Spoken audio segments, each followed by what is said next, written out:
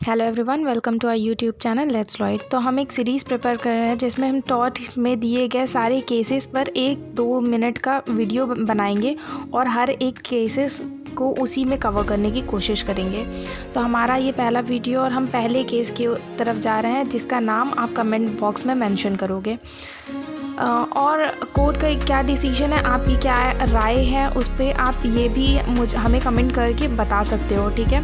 तो पहला केस हम शुरू करते हैं एक स्टोरी के फॉर्म में। तो पी नाम का एक व्यक्ति है जो जाता है एक कॉन्ट्रैक्ट के थ्रू एक कंपनी से साइकिल लेने।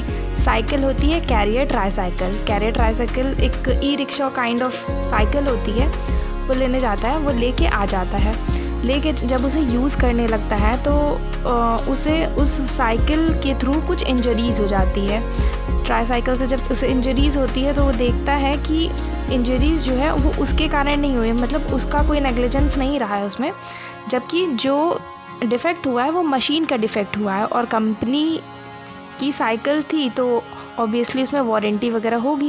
वारंटी पीरियड में होने के बाद भी मशीन डिफ़ेक्ट की वजह से उसको इंजरी हो जाती है, जिसके बाद वो कंपनसेशन के लिए कंपनी में जाता है।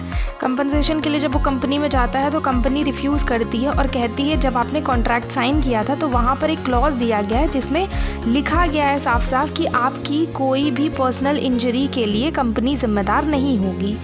और इसके बाद वो आदमी उनसे जो भी बहस होती है वो करके फिर उसके बाद वो घर आता है और फिर जाता है वो कोर्ट में। जब कोर्ट में जाता है तो कोर्ट में क्या डिसीजन होता है वो सुनिए।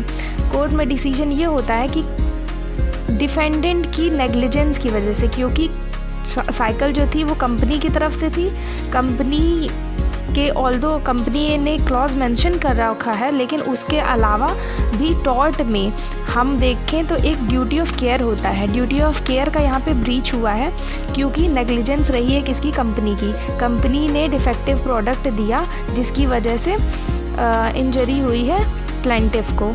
तो इस वजह से company won't rely on court won't rely on a clause of a contract because piece was defective. तो यहाँ पर जो डिसीजन लिया गया है कोर्ट में वो डिफेंडेंट के अगेंस्ट लिया गया है। डिफेंडेंट को अब कंपनसेशन देना होगा।